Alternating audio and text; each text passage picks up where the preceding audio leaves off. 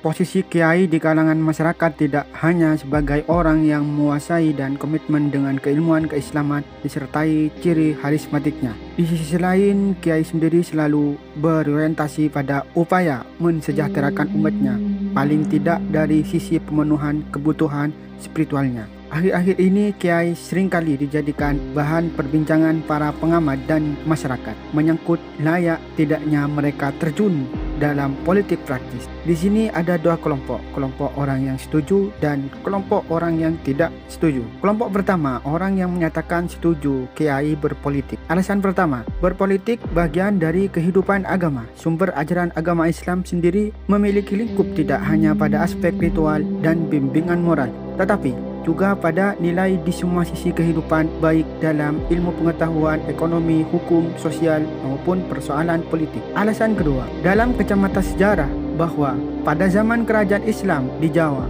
secara tidak resmi diadakan pemisahan antara urusan negara yang dipegang oleh para sultan dan urusan agama yang dipegang oleh kiai. Namun karena banyak masalah sosial kemasyarakatan yang merupakan bagian dari keberagaman, peran kiai sangat diperlukan pada saat itu. Sejak zaman Kesultanan Mataram II di Jawa, para kiai membentuk diplomasi untuk mengusir para penjajah, dan bahkan bisa terlihat pasca proklamasi para kiai mulai merintis dan mengembangkan organisasi politik Islam di tanah air seperti Masyumi. Akibatnya, dalam sejarah perjuangan bangsa, kiai dapat dipahami sebagai pusat kekuatan sosial politik yang perannya tidak bisa diabaikan dalam sejarah republik ini sebagai pahlawan nasional. Alasan ketiga, kiai sebagai elit agama memiliki pengikut jemaah dan pengaruh yang luas di kalangan masyarakat, sehingga diperlukan keterlibatan dalam persoalan pengambilan keputusan bersama, karismatik kepemimpinan dan persoalan-persoalan kemasyarakatan. Kelompok kedua, orang yang tidak setuju kiai berpolitik. Alasannya,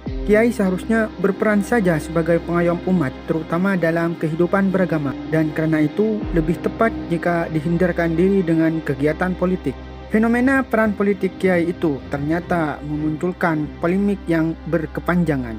Orang desa, orang kota turut mengomentari, kiai kok berpolitik? Bukankah jika politik itu tidak dimasuki oleh kiai, tambah ambaradul, tambah goncar-gancir negara ini? Bukankah jika air keruh tidak dicampur dengan air jernih, airnya tetap keruh? Untuk itu ada nilai plus bagi para kiai untuk ikut terjun untuk mengubah air keruh menjadi air putih.